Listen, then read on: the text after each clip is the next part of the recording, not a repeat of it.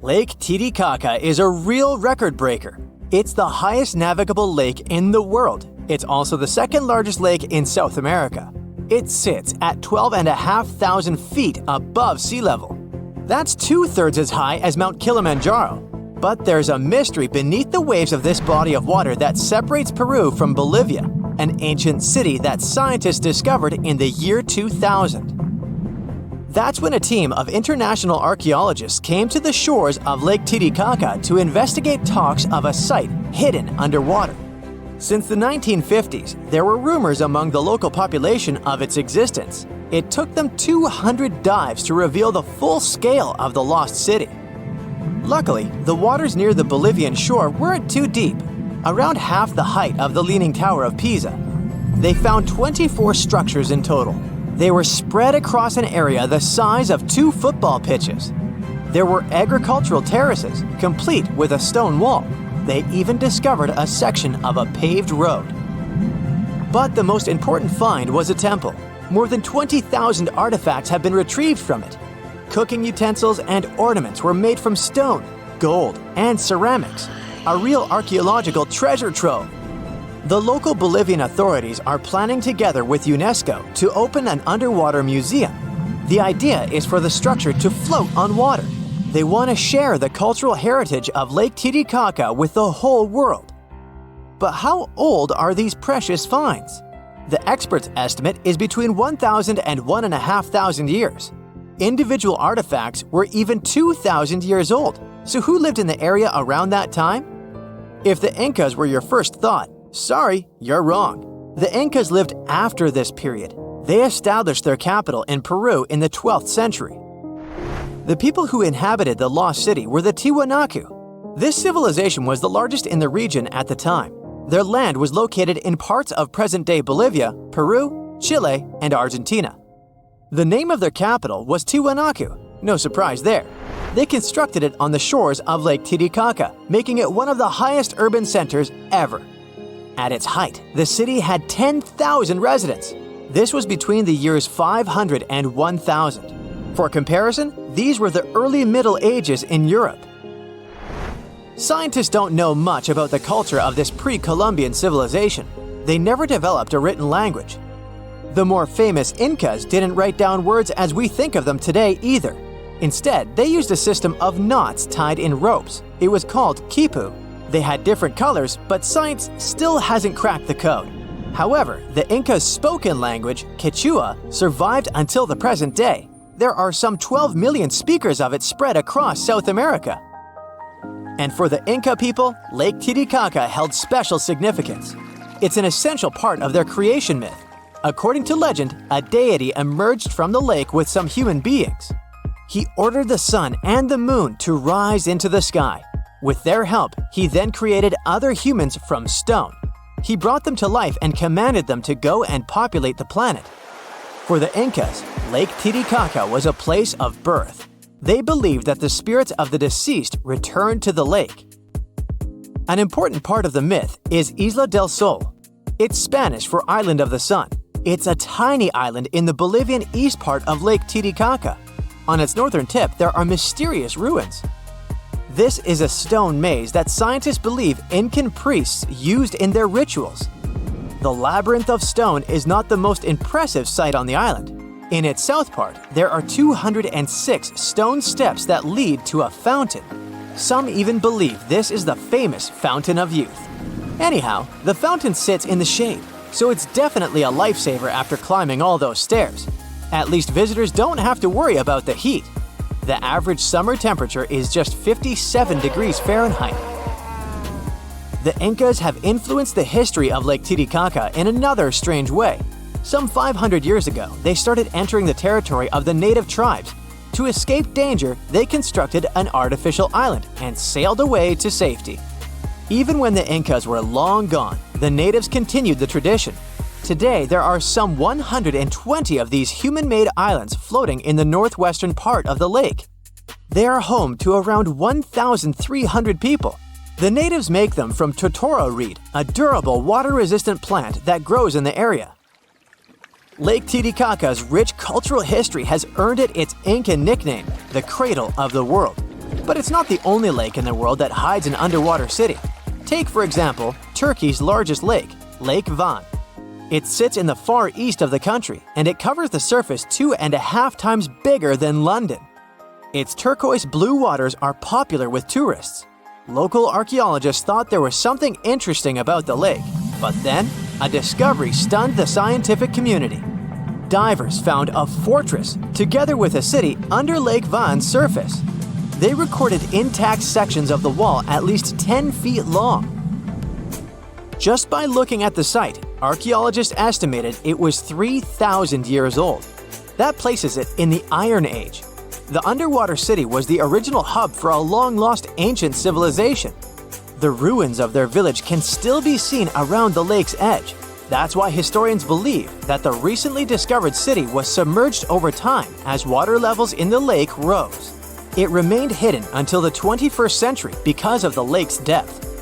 At its deepest point, Lake Van would completely submerge the Petronas Twin Towers in Kuala Lumpur, Malaysia. The second largest lake in the Middle East was excellent at hiding ancient secrets. Just like Lake Atitlan in southwestern Guatemala, it got its name from a Mayan city that today lies underwater. But it wasn't always like that. Some 2,000 years ago, the Mayan settlement sat on an islet in the middle of the lake. Their view must have been impressive as it is today. Lake Atitlan is inside a volcanic crater in a spectacular highland setting. 3 cone-shaped volcanoes rise on the horizon above the water surface. No wonder people think this is the most beautiful lake in the world. But the Mayans had to abandon the settlement as water levels became too high. Experts believe that the root cause for the loss of the city was an ancient volcanic eruption. The estimated surface area of the site is about half the size of New York's Ellis Island. It now sits at a maximum depth of 65 feet. Scientists geolocated the site and are in the process of mapping the lake floor. They've discovered numerous buildings, pieces of ceramics, and stelae. These are stone slabs that stand upright and commemorate an event or a person. But these are not the only archaeological sites hiding under the waters of Lake Atitlan. Sama Bay was the first underwater Mayan city that the world heard about. A Guatemalan diver discovered it by chance in 1996. The funny fact is that he named the site after himself. There's a good reason for this. At first, no one believed the recreational diver and a native to the region. His grandmother had told him legends of a sunken church. It turned out that these folks' tales were true. In the years that followed, archaeologists descended into the area to confirm the find. They mapped the site using sonar technology. They even excavated parts of the structure that were lying on a raised section of the lake bed. The reason it went under, literally, was probably a volcanic eruption or a landslide. The intact pieces of ceramics they found suggested that the inhabitants left in a hurry. This happened around the year 250, at the height of the Mayan civilization. There's a lake in the heart of Asia that holds 1/5 of all the world's liquid freshwater. It's more than all the 5 Great Lakes have together. Even if all the rivers on our planet suddenly changed their direction and set on a mission to drain this lake, it would take them a whole year to finish the job. I'm talking about the deepest lake in the world, Lake Baikal. If you decide to go all the way down to its deepest point, prepare for a journey of almost 5,400 feet. The descent takes several hours. But the rift floor of the lake is way deeper, between 5 to 7 miles beneath the surface. It means it could be even further down than the Challenger Deep, which is the deepest known place on Earth. The amount of water it has would be enough for everyone on Earth to have something to drink for up to 50 years. This mighty giant of a lake replenishes its water completely every 383 years. Baikal has a great delivery crew of over 300 rivers and streams, bringing their waters right in. And only one river flows out of Baikal, the Angara, which is headed straight for the Arctic Ocean. Baikal isn't only the deepest, but also the oldest existing freshwater lake in the world. It formed at least 25 million years ago. It all began when the Earth's crust decided to play Tetris and created the lake and the surrounding mountains. At some point, Baikal must have been just a humble riverbed, but then tremors and fractures shook the Earth, and the distance between the shores got bigger. Water levels rose thanks to the melting glaciers. Then, several lakes formed and later merged into one. Baikal is one of around 20 lakes in the world that are older than 1 million years. And since it wasn't disturbed by glacial periods, it's a perfect research ground for scientists. Its deep-drilled core sediments can tell a lot about the climate of our planet in different periods. Since Baikal is in a rift basin with 2,000 seismic tremors per year, the lake is deepening and still growing in size. Its shores drift apart at around the same rate as South America and Africa are moving away from each other, so it has all the potential to become an ocean. Another thing Baikal has in common with the oceans is that it has water rich in oxygen, even at its lowest depths. This is one of the reasons why the fauna of the lake is so incredibly rich. It's home to over 2,500 various animals and 1,000 plant varieties. Around half of them are unique and only exist in this area, like the endemic algae, the Baikal omul fish, and the Baikal oilfish. There are also some bears, elk, and lynx living on its shores. They must appreciate the fact that the temperatures around the lake are always higher than the rest of Siberia, thanks to its huge water mass. Most Baikal dwellers prefer to stick to the bottom of the lake, but there's one brave guy you'll meet if you decide to visit. Meet the Baikal seal, also known as Nerpa.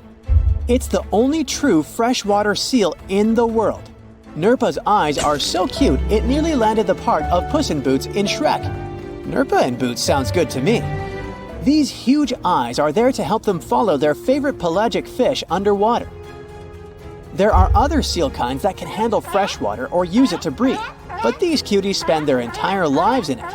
But wait, how did seals, which are supposed to be oceanic creatures, end up in a lake miles and miles away from the sea? About 400,000 years ago, during the Pleistocene era, these adventurous creatures traveled up the river and drainage systems that connected Lake Baikal to the Arctic Ocean. The ringed seal that still lives in the Arctic is believed to be the Baikal seal's closest ancestor. Today, Baikal seals are confined to their freshwater home because of the changes in waterways. And they seem to be pretty happy with their home as they can choose from a huge variety of food to eat. The seals mostly hang out in the north and central areas of the lake, but move south in the winter. The lake gets covered with ice, which they use as a chill-out zone, just like their oceanic cousins use rocks or the beach. Since at least 1969, Lake Baikal has had some mysterious ice rings pop up randomly here and there. At some point, they got so big that the astronauts even spotted them from space. The rings usually appear in late April, but can be there in January or May. Scientists couldn't crack the code on how these rings form for a while. They had all sorts of theories, and the most popular involved methane gas bubbles from the lake's depths. But then, scientists noticed that some of the rings were in shallower waters, where gas emissions don't happen. So, an international team of scientists decided to solve the mystery. They traveled to Lake Baikal, drilled holes in the ice, and dropped sensors into the water. In 2016, when they started the research, they heard that 2 vans had gotten stuck in the mysterious ice rings. Once they had analyzed the data from the sensors, it turned out that the secret behind the rings was warm eddies flowing clockwise under its ice cover. The currents were less intense in the center of the eddies, so the ice above them was thicker at the edges. The waters of the lake are so clear that you can see some extremely deep parts up to over 130 feet down. This is thanks to the surrounding mountains that send off melting ice right in. Plankton that live in the lake also helps clean the floating debris.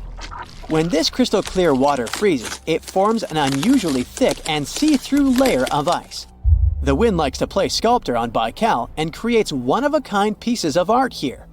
It picks up water, which, of course, freezes into the most unusual designs. Frozen bubbles and icicles you've never seen before. The location and geography of the lakes and the cycles of melting and refreezing create the perfect conditions for this ice workshop. And you can even see rocks that seem to be floating. The bottom of the rock freezes to the surface of the ice. Then, the strong winds wear away the surroundings, leaving a perfect pedestal for the rock.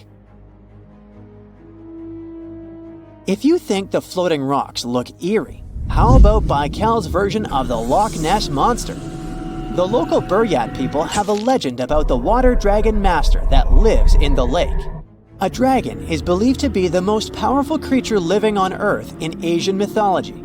They believe there are 4 dragons living in the 4 seas, each responsible for one of the cardinal directions. Baikal is the North Sea in this story. The image of this dragon is supposedly etched in ancient petroglyphs on the cliffs of Baikal. There's also a hefty stone slab that looks like a monument dated back to somewhere between the 3rd and the 9th century BCE, depicting a mysterious water monster. Imagine the stories this stone could tell, echoing the whispers of a bygone era and leaving us to unravel the enigma of the Baikal cliffs. The legend says that a local warrior was chasing the dragon. He finally reached the largest Baikal island of Alkan. He was ready to face and defeat the dragon, but the beast turned into a beautiful girl, and they got married. That's one unusual twist to a classic defeat the dragon and take the girl story. So, local legends describe that dragon as a giant sturgeon with an almost gator-like snout and armored body. In reality, the mythical monster must be one of the many huge fish living in the lake. They can afford to grow to several feet in length thanks to the high levels of oxygen in the water. Beluga sturgeon can weigh several thousands of pounds, lives up to 50 or 60 years, and never stops growing. For years, scientists have been struggling to explain bizarre sounds, some repeating, some heard only once, that come from the dark depths of the ocean. From bewildering hums to worrying bloops, the water transmits outlandish acoustic phenomena. One of these mysterious noises got named the upsweep. For the first time, this long train of sounds was registered in 1991 in the Pacific Ocean. One of the most unusual things about this signal is that it keeps changing, as if trying to confuse researchers even more. Like some unearthly howl, it varies from high to low frequencies and then back again, and you can hear it better in the spring and fall than in the winter and summer.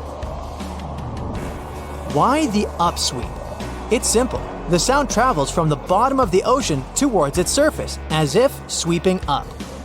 Scientists do have a theory explaining this phenomenon: the activity of undersea volcanoes. Hot lava pouring into ice-cold ocean water could theoretically create such noises, but there's no proof found yet. Plus, the sound has been declining since 1991, even though it can still be detected. The bloop is the name given to an ultra-low frequency and incredibly powerful underwater sound that was recorded in 1997 by the U.S. National Oceanic and Atmospheric Administration. The bloop continued for approximately 1 minute. Having started from a low rumble, it gradually rose in frequency. It also kinda mimicked the noise created by marine animals, but its volume was so great that no living creature known to science could have made it. When the bloop occurred, underwater microphones managed to record it from a distance of 3,000 miles away. Rumor has it that the noise might have something to do with the fictional half-octopus monster Cthulhu, or some other colossal deep-water creature. But if you don't believe in monsters, science has another explanation: iceberg fracturing. The thing is that ice quakes recorded in the Scotia Sea resemble the mysterious bloop a bit too much for it to be a coincidence. The whistle resembles this annoying sound when a kettle of boiling water is telling you it's time to make a cup of tea. But even though it may not be as blood-curdling as some other bizarre ocean sounds, it doesn't make it any less mysterious. Plus, the whistle is very elusive. In 1997, only one underwater microphone was able to pick it up, and therefore, researchers didn't manage to pinpoint the source of the noise. The most likely cause of the sound is an eruption of one of the submarine volcanoes. Have you ever heard of Julia? No, not your neighbor. I'm talking about this otherworldly sound. Listen to it. It was recorded in 1999 by the U.S. National Oceanic and Atmospheric Administration. The source of the sound was most likely a large iceberg that ran aground somewhere in Antarctica. The sound was so loud that it was heard over a huge territory, and its duration was about 2 minutes and 43 seconds. Slow down. That's the name given to a sound recorded in 1997 in the equatorial Pacific Ocean.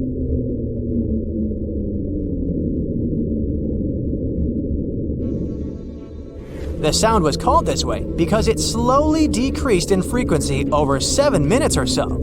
It's been picked out a few more times since it was recorded for the first time. The source of the sound isn't very mysterious. Most likely, it was produced by a massive iceberg that became grounded in Antarctica, or it was caused by moving ice. By that, I mean the friction produced by a large ice sheet moving over land. The loneliest whale sound is often called the 52 Hz whale because the animal that creates it calls at a unique for these creatures frequency. When you listen to this sound, it sounds like a low bass note. At the same time, it's much higher than the normal frequency of the whale call, which rings between 10 and 40 Hz. Interestingly, scientists have been listening to the world's loneliest whale for decades, but haven't managed to figure out its precise location. Nobody knows whether the mammal is male or female, what species it is, or if the animal is still alive. After all, for the last time, its call was recorded in 2004. Earth-shaking booming sounds have been reverberating off some parts of North Carolina for more than 150 years. Called Seneca guns, they're most often heard near the coast. The sounds are so powerful that they often rattle window panes and sometimes vibrate entire buildings. They can last from 1 to almost 10 seconds. Even though scientists haven't cracked this mystery yet, there are some theories. They range from earthquakes to severe distant storms and quarry blasts. But even though the ground trembles every time the phenomenon occurs, no seismic activity coincides with these events. So far, scientists have come to the conclusion that the mysterious sounds happen in the atmosphere, not on or under the surface of our planet. If this theory is true, bolides might be the answer. These extremely bright meteors often explode once they enter Earth's atmosphere. Or Seneca guns might be born in the ocean. Sometimes, when enormous waves collide far away from the shore, you can hear it, even if you're nowhere near the coast. Seneca guns are a type of skyquakes. You don't need to travel to a particular part of the world to hear one of those. Mysterious sonic booms ramble from the sky everywhere, from the US to India and Japan. Just like Seneca guns, this sound phenomenon occurs mostly near the coast or a big body of water. Rattling glassware and windows in the nearby houses, skyquakes could be connected with ultra-fast airplanes breaking the sound barrier. But people started hearing the first skyquakes in 1824. The theories trying to explain this phenomenon include sand dunes shifting, meteors entering the atmosphere, distant volcanoes erupting, Earth's crust cracking during earthquakes, and even gas bursting out of underground vents in the sea or lake bottom.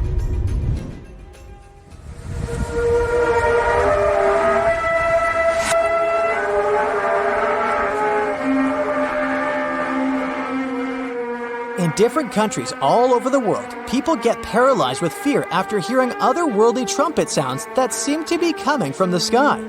The inhabitants of the US, Canada, Australia, Germany, and the Philippines have already heard this hair-raising noise since it was first recorded in 2008. These sounds are sometimes called the sound of apocalypse. And although until recently, nobody could understand the origin of the sounds, NASA claims that there is nothing to be afraid of. The noise can be coming from our own planet. Usually, it's quiet and thus inaudible to the human ear. But when it gets louder, the outcome is the very trumpet sounds that scare people all over the world. Bristol hum started in the 1970s when hundreds of Bristol inhabitants began to talk about a bizarre noise audible only at night. The noise was a low-level hum, and nobody could identify or trace the source of the sound. But the strangest thing about the noise was that one day, it stopped as abruptly as it started, but not before people in other towns across Britain reported hearing similar sounds. Some time ago, the mysterious sound returned. In 2015, a group of French scientists claimed that they had solved the mystery of the Bristol hum. They stated that the culprit was ocean waves that made the ocean floor vibrate. But while it was all good and well, it didn't explain why the sound was around for only several years or why it chose to return. If you ever come to the town of Taos in New Mexico, don't let another strange and unexplained phenomenon send you running for the hills. This phenomenon is a faint, low-frequency hum ringing in the desert air and grating on your nerves. Even stranger, only 2% of people who live in Taos hear this noise. But for those who do, it's unstoppable torture. On top of that, everyone describes the sound in a different way, from a quiet whir to an eerie hum or even persistent buzz. And while some people believe that the Taos hum is the result of unusual acoustics, the others suspect a bad case of mass hysteria. No one has located the origin of the hum yet. Oh, gravity, you heartless so-and-so. Well, that's what I think when I trip over a stone and fall face down. Of course, I'm not clumsy, you know. Anyway, gravity is a constant, right? Something entirely unshakable that we can always rely on in this ever-changing world. Unlike, love. Feeling romantic, sorry. But what if I told you that it's not as honest and clear as you think? There are places on our planet where gravity behaves like it's gone crazy. And that's why you clicked here. So let's take a look. Magnetic Hill in Leh, India. There's a stretch of road in India that's been attracting tourists from all over the world. It's no different looking from the surrounding landscape, and you could easily pass it by without noticing, if not for one very unusual and a bit creepy thing. If you stop your car on the magnetic hill going up the slope and put it on neutral, it'll start crawling upwards, eventually reaching the speed of up to 12 miles per hour. They say there's some sort of magnetic force at work here that tugs cars up the hill, hence the name. On top of that, even airplanes are said to gain altitude above this place. Skeptics offer another explanation, though. It's just the lay of the land that creates an illusion of going upwards, while in fact you're moving down the hill and vice versa. Whatever the truth, I'd like to see it for myself. Would you? Tell me down in the comments. The Crooked Forest, Poland. Near the village of Nowa Tarnowo, there's a forest in the depth of which you can find a strangely looking pine tree.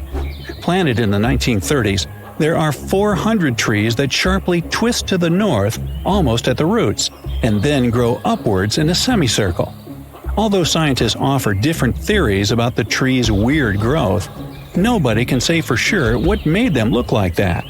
Some say it's people who did it, while others believe it's a gravitational anomaly that somehow pushed the trees down. The trouble with this version, though, is that it would have had to stay there for years, and that only affected the trees. Still, no certain explanation exists anyways, so who knows? A waterfall, Faroe Islands. Ever seen an upward-moving waterfall? You can have a look at one on the Faroe Islands, halfway from Iceland to Scotland.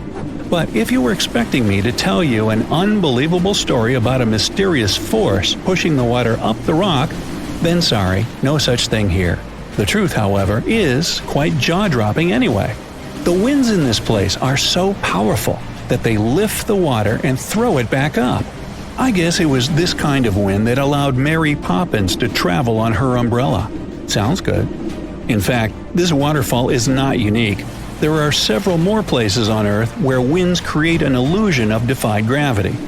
For example, there's the Kinder River in England that has a waterfall constantly struggling with the wind. It's so strong that half of the Cascade's water seems to just fly up without ever touching the bottom of the drop. Hoover Dam in Nevada, USA. If you ever get up to the top of the dam, which is about 726 feet high, you can try a little trick. Take a bottle of water and pour it over the edge. You'll see the water flow up instead of spilling down. Once again, this isn't really any magic or unnatural phenomenon. The wind up here is simply too strong for the water to fall, just like with the waterfall on the Faroe Islands. Here though, it looks even more impressive since you can do it yourself. Dokkaebi Road, South Korea. Another gravitational anomaly located on a road. Locals once found out that if you put an empty can or a bottle on the ground, it will immediately start rolling uphill.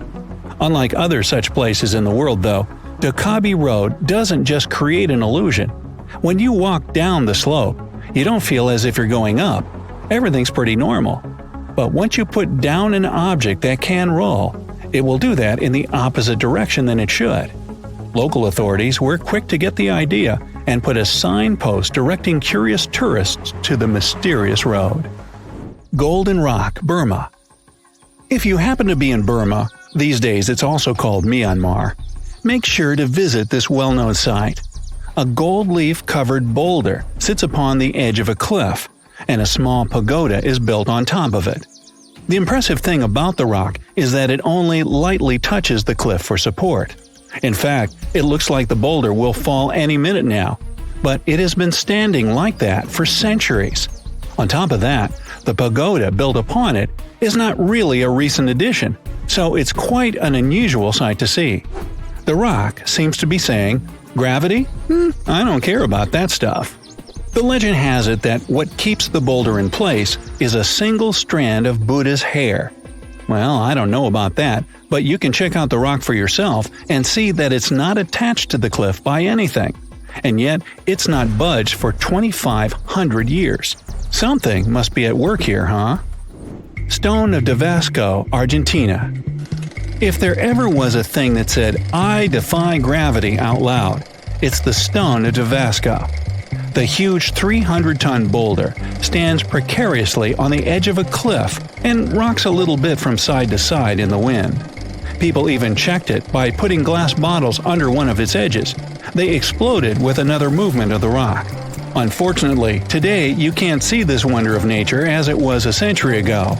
In 1912, the boulder suddenly dropped from its perch, which it had occupied for literally hundreds of years. The people in the nearby town of Tandil were so sad about this event that 95 years later, in 2007, they decided to restore the stone. Well, not exactly put it together chip by chip. They made a plastic replica of the rock and put it on the same spot and even in the same position. So even today, coming by Tandil, you can see its famous balancing boulder. More of a symbol now, of course, because it's no longer rocking and only weighs 9 tons, but instantly recognizable nonetheless.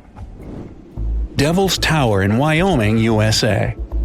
Remember this place from the movie Close Encounters of the Third Kind? If not, you should go watch it, but not right now. This place doesn't make you feel like you're witnessing some magic and doesn't really trick gravity right before your eyes. Sounds almost boring compared with the rest of the sites on my list, right? But the true mind-blowing feature of Devil's Tower is that scientists can't explain how it came to existence in the first place. You see, it's an 867-foot rock formation with walls so steep they're basically vertical. But that isn't even the main thing. This piece of stone just rose amid rolling plains of Wyoming with nothing like it for miles and miles around. So how is it that such a flat landscape could have suddenly given birth to something so tall? Theories abound, but nobody has the answer yet. My theory? Well, perhaps here is where the Earth has a giant Audi belly button. Well then, you come up with a better theory. Oregon Vortex, USA. The House of Mystery in Gold Hill, Oregon amazes its visitors with gravity-defying effects. You can't stand straight there, always leaning to the side and having to hold on to something for balance. Balls roll upwards. And there's also a broom that stands perfectly still wherever you put it. unlike virtually everything else in this shack. The local Native American tribes called this place the Forbidden Ground, even before the house was built there, and they avoided approaching it.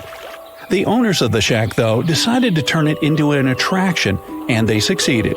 They created an atmosphere of mystery around the place and spread the news about it in newspapers and later on the internet, and voila, a perfect anomaly is made. In fact, it's no more than a curiosity, a human-made optical illusion that tricks your eyes and other senses. Hudson Bay, Canada. Okay, we've talked about some pretty ambiguous stuff, but now it's time for the real deal, the Hudson Bay anomaly. This is probably the only place in the world where gravity is indeed lower than anywhere else on the planet. Even skeptics can't smirk at it because the difference has been measured with precision equipment. So, does it mean that the gravity here is as low as, say, on the moon then? Unfortunately, or is it luckily, I'm not sure yet, the difference is minuscule. The exact value is 0.005%, or 1/200%. You won't be able to feel it even if you try your hardest, but it's still there. Scientists say this anomaly exists because of the ice sheet that covered the area about 10,000 years ago. It compressed the rocks so much that they still can't fully recover, shifting the gravitational field in Hudson Bay. Sometime in the future, though, the gravity will return to normal in this area as well. No moonwalk for me then. You're strapped in a boat cruising down the Amazon River with the sun scorching hot. As you check out your map, your boat starts rocking back and forth. The water is starting to get more intense, so you hang on for dear life. You tuck your map in your pocket and try to take control of your boat. You strike some jagged rocks and duck low to avoid tree branches. Your boat strikes a large rock out of nowhere and capsizes. You're swimming in the murky green water. While you're trying your best to get ashore, your boat gets washed away. Underneath the water lies a whole new world of bizarre and dangerous animals. Candiru fish are snake-like creatures that can grow up to 16 inches long. Arapimus can weigh more than an adult male and are taller than most basketball players. They're the biggest freshwater fish in South America. They have a hybrid gill system that forces them to pop up to the surface every 5 to 15 minutes to breathe in oxygen for their large swim bladder. You swim out of the raging water and dry yourself off. Oh no, your map is completely soaked. There's no way you can get to your destination without it. You venture into the thick rainforest, shoving the branches and leaves away. As you get deeper, you notice something on a tree. It's barely moving, but it's got sharp claws and a raggedy coat. It stretches its arm to another branch and tries to pull itself up, ever so slowly. Sloths sleep more than half their days and only head down from trees once a week. They're so motionless, they sometimes grow algae and moss on their fur. The rainforest gets denser with each step until there's barely any sunlight illuminating the path in front of you. You notice a figure following you. With every branch you step on, you can hear a faint sound right next to you creeping around. You start walking a bit faster, and the sound catches up with you. You make it out of the dense part and tread along a narrow path until you reach a cliff. You can't walk normally here, so you pin against the wall and walk sideways to cross the hills. You slowly move across with the river 30 feet below you. You move your right foot, and some rocks fall into the river. You keep going and misstep. You're about to fall, but you hold on to a large tree branch and pull yourself up. You notice a couple of colorful poison frogs inches away from your fingers. Touching any of these frogs can be extremely dangerous and harmful, despite their amazing color patterns. The golden poison frog is one of the most poisonous animals in the world. One of them hops right next to you, so you let go of the branch and fall back in the river. The river is washing you down until you reach a calm current. Underneath you is a swarm of piranhas swimming with their sharp teeth. The red color on their skin is unmistakable, so you swim off like an Olympic athlete.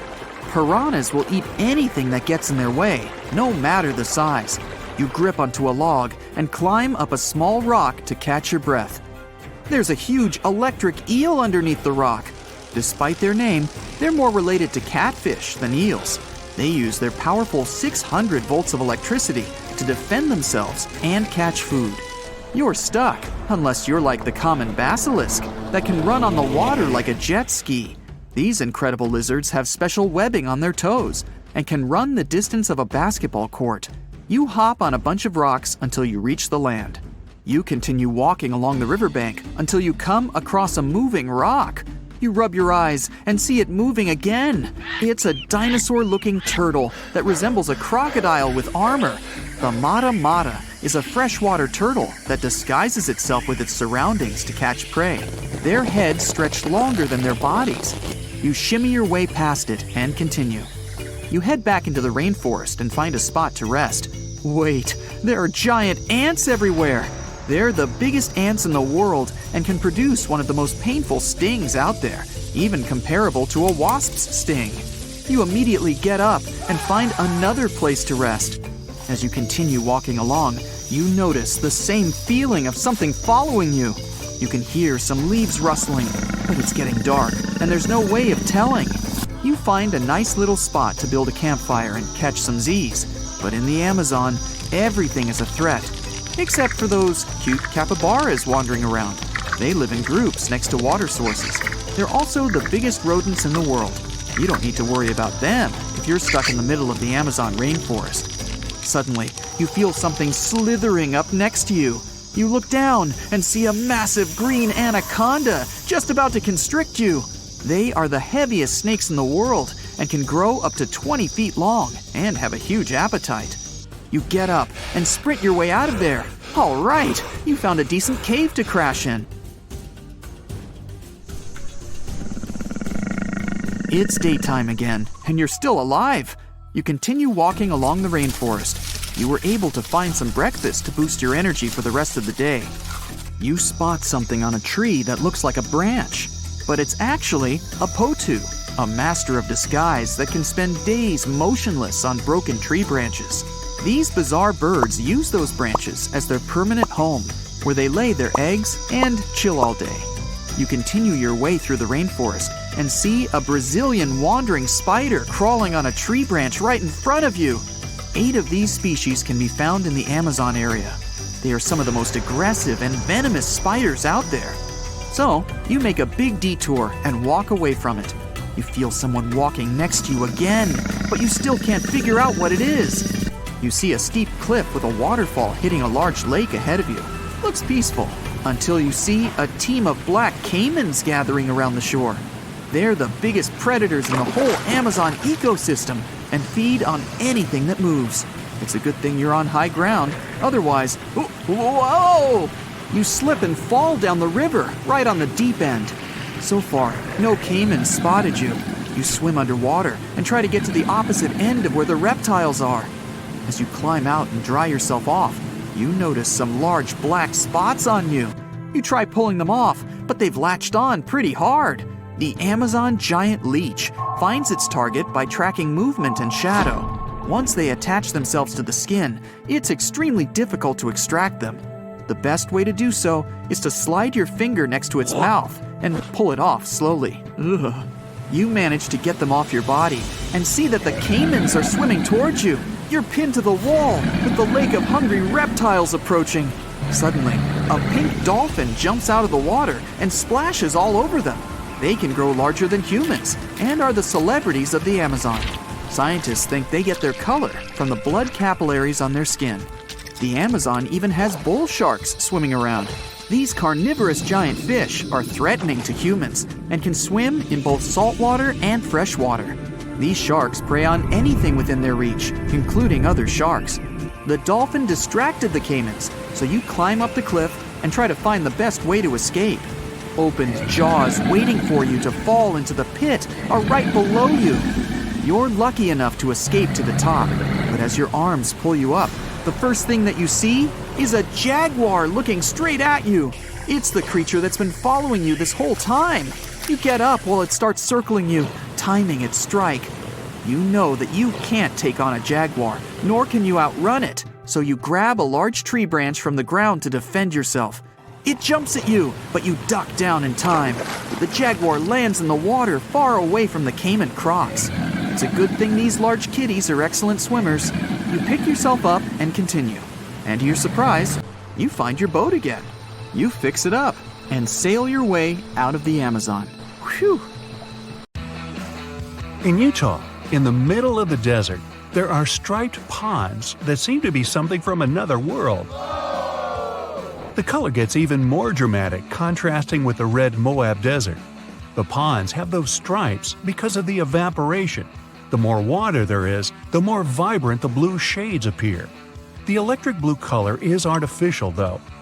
People add cobalt blue dye, so the water absorbs more sunlight and evaporates faster. As the water disappears, the crystals of salt and potassium are left behind, which are gathered later for chemical production. You don't want to swim in there. Another unusual lake that has its looks thanks to evaporation is Spotted Lake in Canada. In winter and spring, it looks just like a regular lake. But in summer, when the sun gets scorching hot, some water evaporates, but small pools of minerals are left behind. The polka dot spots are usually green, yellow, and bluish. There are no two similar pools. They all have different colors and sizes. Don't get too close here, this place is quite sensitive. Now, if perfection is something you're after, head to Northern Ireland. The place, called the Giant's Causeway, has no extraordinary waters, but the surrounding stones and columns look so smooth and impeccable that it's kind of hard to believe they were created by nature. All those cracks were formed thanks to a volcanic eruption, but the legend has it the site was made by a mythical giant named Fin McCool. He must have been really cool. In Turkey, there's a spectacular site called Pamukkale, which means cotton castle in English. Again, legend has it that giants had something to do with it. This time, they left some cotton there to dry, and it later turned into those stunning formations. Scientists kind of disagree with it and claim that it's all about minerals left by the thermal waters. It's up to you who to believe, but there's one undoubtable thing. This place with turquoise thermal water has no look-alike in the world. If you ever pop in this place, don't miss a chance to take a look at ancient Roman ruins left there. Back in 1802, humanity spotted something they never saw before – the pink water. Nope, it wasn't some fancy strawberry lemonade or something. It was an actual source of flamingo pink water. Meet Lake Hillier, located in Western Australia. It's not hard to guess that it attracts people because of its unique color. It never changes and stays pink throughout the year. No giants spotted adding pink dye there, so this time it's all about algae, bacteria, and high salinity. It's totally safe to swim there, but nobody can do that. Regular tourists just can't visit it. Turns out Lake Hillier isn't the only pink water source out there. In Senegal, there's Lake Retva, which looks almost exactly the same. It looks like an extra-large milkshake for the same reasons: high salinity and algae that loves salt. These algae produce red pigments to help absorb sunlight, so the lake color gets even more intense in the dry season. The notorious Thor's Well isn't as dangerous as they say, but it looks a bit scary at high tide. The water fills it from underneath, bubbling and bursting up.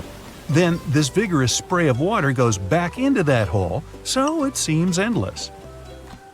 One more place that depends on tides is Mont Saint-Michel in Normandy, France. The magnificent castle is surrounded by water, but not permanently. Choose the time wisely, it all depends on the moon. The highest tide can be seen 36 to 48 hours after a full moon. Chances are, if you come there at the wrong time, you'll see nothing but a couple of puddles. The Budagaika crater in Siberia looks like a doorway to the neither. It's about a half-mile long and nearly 300 feet deep, and it never stops growing. The deeper it gets, the more layers it has. They show what our planet looked like thousands of years ago, as the slumps reveal the used-to-be climates. The crater appeared back in the 60s, and it all started because of rapid deforestation. Trees no longer cast shades on the ground, and it got hotter. The permafrost melted, the soil cracked, and the crater appeared. In the middle of the Atacama Desert, Chile, you can spot a super weird thing. The rocks rise out of the sand right in the shape of a hand. No giant here again, just a sculptor-artist who made it. Some desert rocks can even walk. Walking rocks, also known as sailing rocks, can move on their own and leave long tracks across one of the valleys in California. Scientists even installed GPS navigators on some of them, and they showed those rocks can move pretty fast. Many researchers believe it's all about temperatures. At night, the desert almost freezes over, and the sheets of ice formed underneath melt during the day, so the rocks literally slide. Gippsland Lakes, Australia, can glow at night. Bacteria get agitated in the water when the algae bloom, and their movements give that bioluminescent effect. Still, the beauty of red algae bloom is extremely misleading. Red algae contain high levels of ammonia, so think twice before diving in. It's safer to enjoy the scenery on the shore. Just a tip, you should probably do that with your nose closed. The decaying algae doesn't smell like roses. Phew. Water often glows because of bioluminescent jellyfish, and so do caves. In New Zealand, there are glowing worms that emit greenish-blue luminescent light. You can see these guys only in total darkness. These worms are carnivores, and the main reason why they glow is to attract prey, so beware. They also make webs, just like spiders. To see them, head to the Waitomo glowworm caves. There are even guided tours. Chocolate hills? Yummy.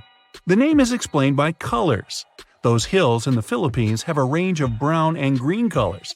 Have you seen a green chocolate though? This spot has such a sweet nickname because the foliage gets brownish in the dry season. The hill shape is so regular that it's often mistaken for being artificial.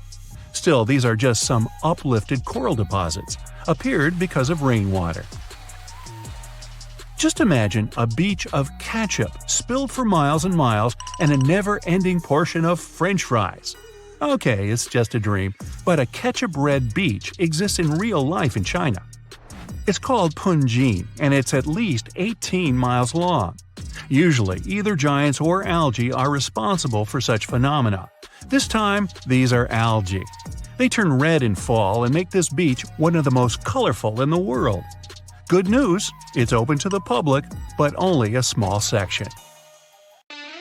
We've seen a red beach, off to red waters. Antarctica isn't only white, it can be red too. In the Taylor Glacier, there's a crimson waterfall coming from a super salty lake. The water is rich in iron, which forms rust when it reacts with oxygen. The water stays liquid even at sub-zero temperatures because of the high salinity. Glass Beach in California is another beach that looks so incredible that many people don't believe it's not made by humans. Well, they're partly right. The glittering, colorful glass stones used to be bottles dumped into the ocean. The waves took these bottles, broke them down, polished them to perfection, and voila! The beach is ready. Another thing created by accident is Fly Geyser in Black Rock Desert, Nevada. An energy company was drilling the soil in search of geothermal water, and boom! Today it's a scalding fountain of green and red water rising up to 5 feet high. Well, let's play a guessing game. Why is the water colored? It was a random giant walking around who added some dye in there. Or it's the thermophilic algae. Right, it's all about the algae again. In western Venezuela, locals living close to the Catatumbo River aren't afraid of lightning because they see it almost every single night within the clouds. It starts at around 7 p.m. and doesn't stop until dawn. The everlasting Catatumbo lightning once stopped for a few months, from January to March 2010. It was probably due to drought. No magic algae in this river, guys. Many believe it's just because of cold and warm air currents meeting around the area. Now, this island may not have incredible natural phenomenon, colorful algae, or even giants, but it has an enormous population of cats, which makes it literally the best place in the world, if you like cats. Cat Island in Japan has quite a plain story. Back in time, people would go there in search of silkworms. Mice feed on those worms, so cats were a must there. If tourists come there, they can stay in cat-shaped cabins. Clever. Naturally, no dogs are allowed there. Oh, and if you want to make a donation, you can always feed the kitty. On the outside, the surface of this lake looks like the aftermath of a disaster. Empty tree trunks spike out of the turquoise waters. The lake is surrounded by mountains, making it a quiet but unsettling place. But those who dare to swim under these dangerous waters will soon discover a whole new world.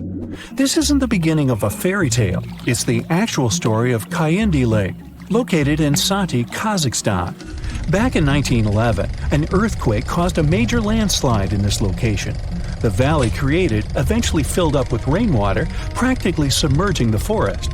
The trees that are located above the waters might look very sad, but beneath the surface, they remind you of an underwater forest. Since the waters are crystal clear most of the time, you can still see this fascinating view even from its shores.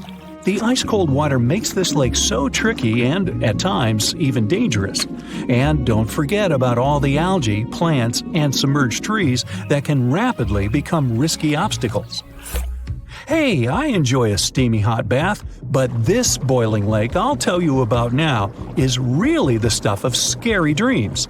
It's located on the Caribbean island of Dominica, and its waters have temperatures between 180 and 197 degrees Fahrenheit. And that's just around the edges, since no one has ever dared to reach the middle of the lake to measure its core temperature. It's true that the heat can go down from time to time, but you never know when these waters may start to boil again. The place is also dangerous because of the gases it releases, such as carbon dioxide. It doesn't smell nice, trust me, but that's mostly because of the sulfur stuck in the steamy air. This seemingly calm lake also carries a dangerous surprise. Lake Manan, located in West Province, Cameroon. It's one of the few erupting lakes on the whole planet, similar to a volcano, and most of the time it does so without any warnings. Its last eruption dates back to 1894, when it caused serious damage. The chemical mechanism of such lakes works like a can of soda that you shake before opening. There are risky gases on the bottom of the waters, so any disturbance on the surface may trigger their eruption. Natron Lake in Tanzania may be beautiful to watch because of its unique reddish coloring, but it's definitely not a place you'd want to take a swim in. While the water is extremely salty, it also combines with algae, which, by the way, are responsible for the coloring. And that's not even the riskiest thing about it. Natron Lake has pH levels so high that they become corrosive. If you dampen a piece of dyed material in this lake, it'll soon be stripped of its color. These high levels of acidity can also cause serious problems to the human skin. It's not all bad for some creatures, as Lake Natron is the only home to over 2.5 million small flamingos. These acidic and brackish waters support their survival, so it's no wonder they like to stick around.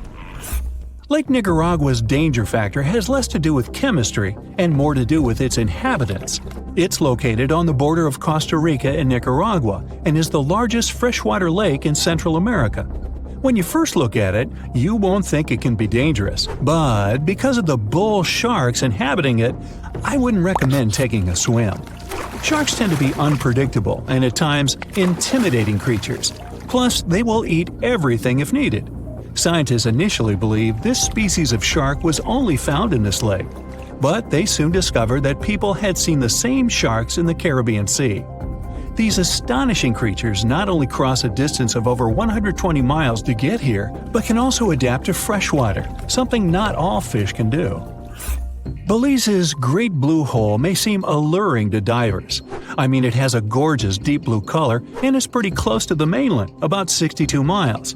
The problem is that beneath the surface of these tranquil waters is a mixed-up series of tunnels which contain many types of coral and other wildlife.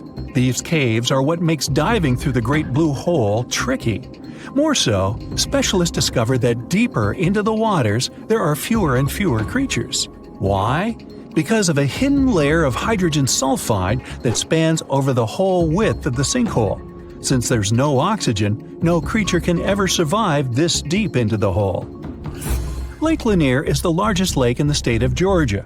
It has a lot of visitors each year, about 11 million, so that's about the same number as visiting the Louvre Museum in Paris. Despite its popularity, a lot of accidents happen on this lake, and nobody knows for sure why. One of the explanations may lie beneath the surface of this mysterious lake. There's a lot of debris and rubble in there, along with random objects that have been tossed in, like boats, lawn chairs, and even fishing wire. All this creates a tricky underwater obstacle course. With the added low visibility on the surface of the lake, this place can become risky to navigate. Another one of those lakes that looks like someone might have overdone with editing is the Grand Prismatic Spring, located in Yellowstone National Park, which stretches into the states of Wyoming, Montana, and Idaho. Swimming here is completely prohibited. Why? It's 189 degrees Fahrenheit in the center, almost close to boiling temperatures, and the outermost ring reaches around 131, hence the colors. Since the center of the water is way too hot for any life to make it, there's nothing clouding the surface. The lack of any living organisms here creates that vivid blue that looks almost painted over. On the small Mediterranean island of Cyprus, there's not a lot of rain during the summer. That's why some bodies of water here become so dry that in certain areas they get covered in a layer of baked salt. It's the case for the Larnaca Salt Lake. Now don't be fooled by the eerie landscape. These lands can easily become a trap. That's because it's easy to get confused about what's actually a dry surface and what's just a thin layer of salt on top of water or mud. More so, underneath the crust are salt crystals, which can cause problems for people's skin. Sameesan Hole is one of the most dangerous places to swim in the whole of Thailand. It's because it's very deep, reaching 280 feet, and gets extremely dark. At certain points, as divers get lower, they can even reach places with zero visibility. No wonder a lot of people get confused and can't seem to find their way up anymore. The largest lake in Africa and the third largest lake in the entire world is called Lake Victoria. Not all of its waters are unsafe for people, but some regions can rapidly cause problems. Why? Particularly because it has its own isolated weather system, and that makes the weather really unreliable.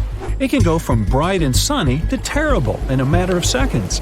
I mean, who would want to get caught swimming in the middle of a storm, right? Pustoye Lake is located in Siberia, so I'm guessing I don't need to tell you the waters here get extremely cold. But if you look at the lake, there's nothing out of the ordinary with these waters. Is that completely true? Most likely not. And people tend to avoid swimming here at all costs, even if they can resist the freezing cold waters. So, what makes Lake Pustoye so mysterious and dangerous? Well, nothing seems to want to live here, and scientists have yet to discover why. They tried to fill the lake with many types of fish and various plant species to see if they could survive in the waters, but the results were disappointing. Since we don't know exactly what makes it so difficult to survive here, don't go running for your swimming trunks just yet. It's best if you stay away. Hey, you don't have to tell me twice. Hello, distinguished guests, and welcome to Aquarium Bright. Here, you will get to see the most dangerous sea and ocean creatures. But don't let what I said mislead you. It's very well possible for you to come across one of these underwater animals during a walk on the beach. So, take a look at them carefully now, and you might just avoid a disaster. Is it fish or is it stone? What you're looking at is commonly known as the stonefish, but its fancier names include the dornorn and the sinancia. If you're into diving and observing the underwater, you might already have come across one without noticing. Its appearance makes it almost impossible to distinguish it from a real stone due to its gray coloration and mottled appearance, especially if you're wearing fogged snorkel goggles, so you better pay attention because otherwise the consequences can be unfortunate since stonefish are the most venomous fish known. Although some types of stonefishes are known to live in rivers, and most of them are found in coral reefs near the tropical Pacific and Indian Oceans. Their needle-like dorsal fin spines stick up when they're disturbed or threatened and inject the poison they contain. The most common reason why stonefish stings occur is swimmers stepping on them without realizing it. However, you don't need to be in the water to get stung. Since they can survive out of the water for up to 24 hours, you'll have to watch where you step when you're at the beach as well. Those who got stung by stonefish describe their experience to be extremely distressing. Their venom can result in infection, and in some cases, it is known to cause shock and paralysis. It might come as a bit of a shock, but despite its bad reputation, stonefish is edible if it's prepared properly. When the fish is heated, its venom breaks down. And if the dorsal fins, which are the main source of its venom, are removed, raw stonefish is served as part of sashimi too. This creature might look like it came out of a science fiction movie, but it's very much real. Say hello to the blue-ringed octopuses. Don't be deceived by their small size, which can range between 5 to 8 inches including their arms, because they're packed with venom to cause great damage to as many as 26 people within minutes. Just like stonefishes, blue-ringed octopuses are found in the Pacific and Indian Oceans, from Japan to Australia. They typically live on coral reefs and rocky areas of the seafloor. Some may also be found in tide pools, seagrass, and algal beds. Blue-ringed octopuses are not aggressive in nature. When they're not seeking food such as crabs or shrimps, or searching for a mate, they often hide in marine debris, shells, or crevices. It's only if they're provoked, cornered, or handled that they get dangerous to humans. When they're threatened, they turn bright yellow or blue iridescent rings appear all over their body as a warning display towards the potential predators. Their bites usually come unnoticed, so you might not be able to realize you're bitten until it's too late. The venom of a blue-ringed octopus can cause dizziness and loss of senses and motor skills, and ultimately, paralysis. So, better try to keep your hands to yourself and back away in a hurry if you see one. Nope, it's not a flower bouquet, so don't try to pick and smell one of those pink tube-like things. What's standing before your eyes is a marine animal called a flower urchin. It may look gorgeous, but don't let the looks deceive you. It was named the most dangerous sea urchin in the 2014 Guinness World Records. Flower urchins inhabit the tropical areas of the Indo-West Pacific and are found among coral reefs, rocks, sand, and seagrass beds at depths of 0 to 295 feet. The most noticeable feature of them is their pedicularia, which are claw-shaped defensive organs that are also found in sea stars.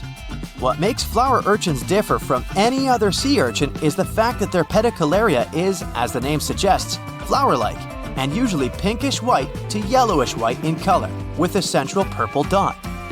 Hidden underneath those flowers, they possess short and blunt spines. Although many sea urchins deliver their venom through such spines, flower urchins deliver their venom through their pedicularia, or flowers. If they're undisturbed, the tips of these flowers are usually expanded into round, cup-like shapes. On their surface, they possess tiny sensors with which they can detect threats, and once they contact such threats, these flowers immediately snap shut and start injecting venom. What's weird is that the little claws of the flowers can sometimes break off from their stalks, stick to the point of contact, and continue injecting venom for hours into whoever touched it. Yeesh! Looks like a giant puddle of melted strawberry ice cream, right? You wish. It's a lion's mane jellyfish, which is also called giant jellyfish, Arctic red jellyfish, or hairy jelly. They're known to prefer cool water. That's why they can mostly be found in the Arctic, northern Atlantic, and northern Pacific Oceans. But it's possible to spot them around the British Isles or in the Scandinavian waters too. Lion's mane jellyfish are one of the largest known species of jellyfish. They get their name from their long, flowing hair-like tentacles and can reach lengths up to 10 feet. And although the average bell diameter of a lion's mane jellyfish is around 20 inches, they can sometimes attain a diameter of over 7 feet. The largest lion's mane jellyfish recorded was seen in 1865 off the coast of Massachusetts. It was measured to have tentacles around 125 feet long and a diameter of 7 feet. To help you picture it, this is longer than a blue whale. Lion's mane jellyfish hunt by extending their tentacles outward and creating a trap to catch their food. Since they have around 1,200 stinging tentacles, the fish would have to be extremely lucky to be able to escape them. The sting of a lion's mane jellyfish is usually not life-threatening, but you would still want to avoid swimming into its tentacles because it can be very painful to humans. And if you see one washed up on the beach, better not touch it because it can still deliver a sting long after they've been on the shore. Fun fact, the lion's mane jellyfish appears in the Sherlock Holmes story, The Adventure of the Lion's Mane, as a suspect. But don't worry, we won't give you any spoilers. The last marine animal you're seeing now is a sea snake, and yes, they are different from eels. There are 69 identified species of sea snakes. Most of them can be found in the tropical and subtropical waters of the Indian and Pacific Oceans, and they have been around for millions of years.